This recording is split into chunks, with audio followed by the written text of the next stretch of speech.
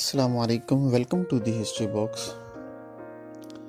دوستو، سلطنت عثمانیہ کے خاتمے سے جہاں مسلم دنیا ایک مرکزی قیادت سے محروم ہو گئی، وہیں مسلم ممالک بھی بین الاقوامی سیاست سے اپنا اثر و رسوخ کھو بیٹھے۔ افسوس کہ عثمانی قیادت و سلطنت کو زوال کی قبر میں اتارنے والا کوئی غیر نہیں بلکہ وہ انگریزوں کا ایجنٹ مصطفیٰ کمال پاشا تھا، جس کی پالیسیاں مسلمانوں کے لیے زہر قاتل تھیں۔ وہ جنگ عظیم اول میں عثمانی دور کا فوجی سالار، جدید ترکی کا بانی صدر اول تھا۔ 1934 میں قوم کی طرف سے اسے اتا ترک یعنی بابائے ترک، ترکوں کا باپ کا لقب دیا گیا تھا۔ مصطفیٰ کمال پاشا نہ صرف یہ کہ مغرب کا ایجنٹ تھا بلکہ عالم اسلام کی تباہی کا کلنک بھی اس کے ماتھے پر ہے۔ مغربی ممالک کا پٹھو اور اعلی کار بن کر جس نے اسلامی اتحاد کو پارا پارا کر دیا۔ جب اتا ترک مصطفیٰ کمال پاشا نے خلافت عثمانیہ کا خاتمہ کیا تو آل عثمان کو راتوں رات گھریلو لباس ہی میں اپنے آقاؤں کے دیار یورپ بھیج دیا گیا۔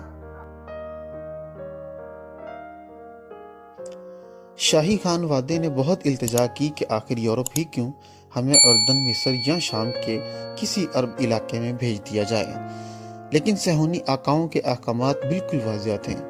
انہیں خاندان عثمان کو ذلیل کر کے اپنی آتش انتقام کو ٹھنڈا کرنا مقصود تھا۔ چنانچہ کسی کو یونان میں یہودیوں کے مسکن سالونیک اور کسی کو یورپ روانہ کیا گیا، اور آخری عثمانی بادشاہ سلطان وحید الدین اور ان کی اہلیہ کو راتوں رات فرانس بھیج دیا گیا۔ ظلم بالائے ظلم یہ کہ ان کی تمام جائیدادیں ضبط کر لی گئیں، یہاں تک کہ صرف گھریلو تن کے لباس میں خالی جیب، اس حال میں انہیں رخصت کیا گیا کہ وہ پائی پائی کو محتاج تھے۔ دوستو، کہا جاتا ہے کہ سلطنت عثمانیہ کے آخری سلطان وحید الدین کے شہزادے منہ چھپا کر پیرس کی گلیوں میں کاسائے گدائی لیے پھرتے تھے۔ جب سلطان کی وفات ہوئی تو اہل کلیسا ان کی میت کو کسی کے حوالے کرنے پر آمادہ نہ ہوئے، کیونکہ دکانداروں کا قرض ان پر چڑھا ہوا تھا۔ بالآخر مسلمانوں نے چندہ کر کے سلطان کا قرض ادا کیا اور ان کی میت کو شام روانہ کیا، اور وہاں وہ سپرد خاک ہوئے۔ 20 سال بعد جنہوں نے سب سے پہلے ان کے بارے میں دریافت کیا اور ان کی خبر گیری کی، وہ ترکی کے پہلے منتخب وزیر اعظم عدنان مدنریس تھے۔ شاہی خاندان کی تلاش کے لیے وہ فرانس گئے اور وہاں جا کر ان کے احوال و کوائف معلوم کیے۔ پیرس کے سفر میں وہ کہتے تھے کہ مجھے میرے آباء و اجداد کا پتہ بتاؤ، مجھے میری ماؤں سے ملاؤ۔ بالآخر وہ پیرس کے ایک چھوٹے سے گاؤں پہنچ کر ایک کارخانے میں داخل ہوئے تو کیا دیکھتے ہیں کہ سلطان عبدالحمید کی زوجہ 85 سالہ ملکہ شفیقہ اور ان کے 60 سالہ بیٹی شہزادی عائشہ ایک کارخانے میں نہایت معمولی اجرت پر برتن مانج رہی ہیں۔ یہ دیکھ کر مدریس اپنے آنسو روک نہ سکے اور زاروں قطار رو پڑے۔ پھر ان کا ہاتھ چوم کر کہنے لگے، مجھے معاف کیجئے۔ شہزادی عائشہ نے پوچھا، آپ کون ہیں؟ کہا، میں ترک وزیر اعظم عدنان مدریس ہوں۔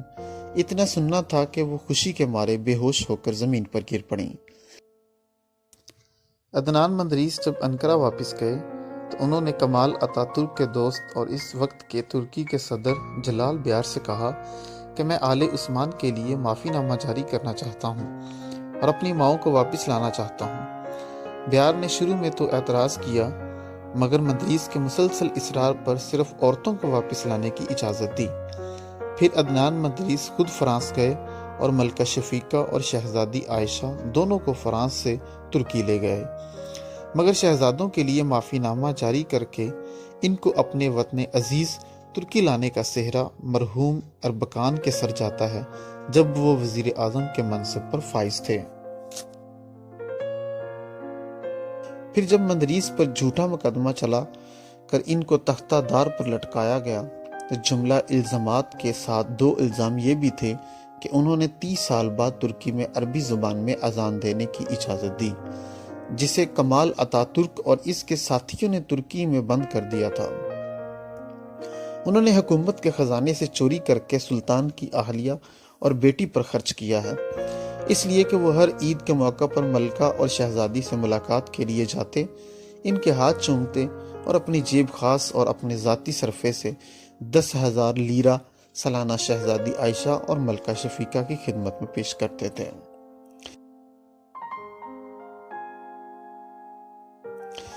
دوستو، جب 17 ستمبر 1961 کو عدنان مندریس اور ان کے 4 ساتھیوں کو ملٹری کورٹ نے شہید کیا تو دوسرے ہی دن دونوں ملکہ اور شہزادی کی بھی بحالت سجود وفات ہوئی۔ یہ سلوک ہے ہمارے نام نہاد سیکولرزم کا، ڈنڈورا پیٹنے والوں کا، اسلام اور مسلمانوں کے ساتھ نہ کوئی مروت، نہ شرافت، نہ صلہ رحمی، نہ قرابت داری، نہ اخلاق کا پاس، نہ قدروں کا لحاظ۔ تو ناظرین، آج کی ہماری اس ویڈیو کو لائک کیجئے اور ہمارے چینل کو سبسکرائب کیجئے تاکہ ہماری آنے والی تمام ویڈیوز آپ تک بآسانی پہنچائی جا سکیں۔